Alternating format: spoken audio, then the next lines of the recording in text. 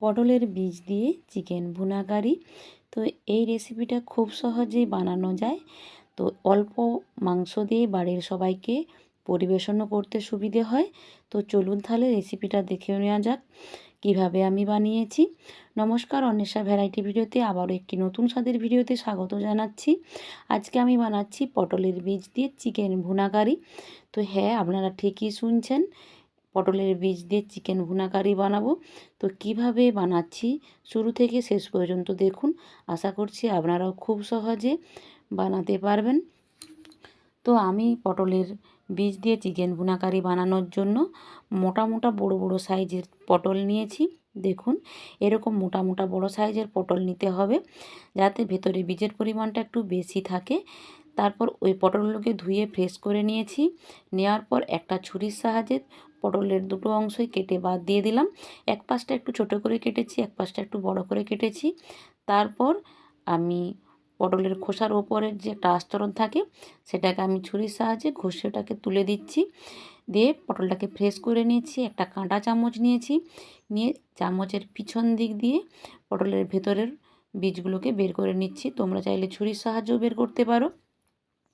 তো আমার একটা বের করা হয়ে গেছে, আমি আবারও একটা বের করছি। একই রকমভাবে আমি সবগুলোই বের করে নিয়েছি।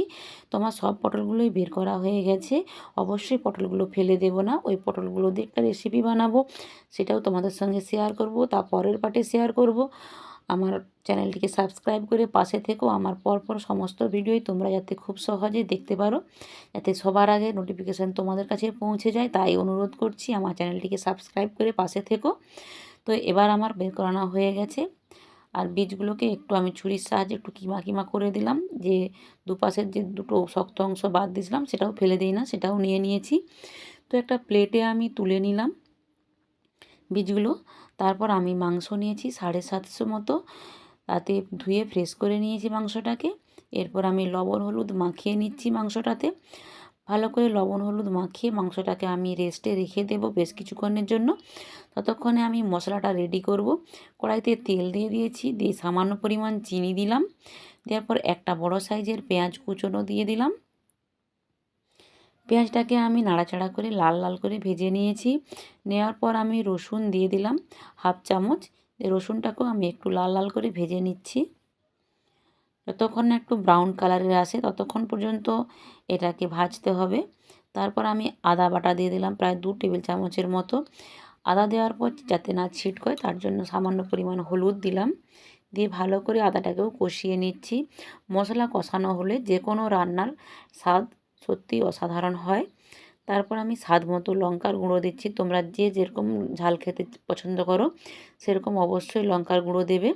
তারপর আমি হলুদের গুঁড়ো দিয়েছি একটু, একটা টমেটো কুচি দিয়ে দিলাম। দিয়ে মশলাটাকে সুন্দর করে কষিয়ে নিয়েছি। তেল ছেড়ে গেছে। এইবার নুন হলুদ মেখে রাখা মাংসটা এর মধ্যে দিয়ে দিলাম। দিয়ে ভালো করে কষিয়ে নিচ্ছি। ঢাকনা দিয়ে ঢেকে দেব।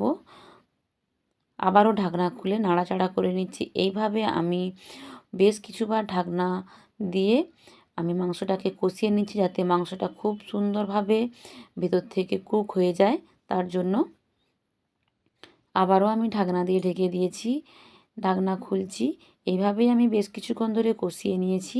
কষানোর পর মাংসটা যখন অনেকটাই কুক হয়ে যাবে, তারপরে পটলের বীজগুলো এর মধ্যে আমি দিয়ে দিলাম।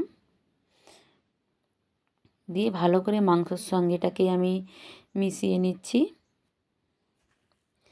আবারও ঢাকনা দিয়ে ঢেকে সেদ্ধ হতে দিলাম। তো এইভাবেই আমি রান্নাটাকে রেডি করে নিয়েছি। তোমরা দেখে তো বুঝতেই পারছো যে তেল বেরিয়ে গেছে, মাংসটা কষানো হয়ে গেছে আর সেদ্ধ হয়ে গেছে ভেতর থেকে। ওপর থেকে ধনেপাতা ছড়িয়ে ভালো করে মাংসটাকে মিশিয়ে নিলাম। দিয়ে একটা সার্ভিং প্লেটে নামিয়ে নিচ্ছি।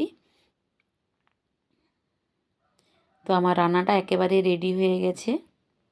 আমার এই রান্নার রেসিপিটি তোমাদের কেমন লাগলো অবশ্যই কমেন্ট সেকশানে তোমাদের মতামতের অপেক্ষায় থাকবো। আর একটা অবশ্যই লাইক করো, যাতে মোটিভেট হতে পারি আমি। আজকে বিদায় নিচ্ছি, দেখা হবে নতুন কোনো ভিডিওতে। টাটা।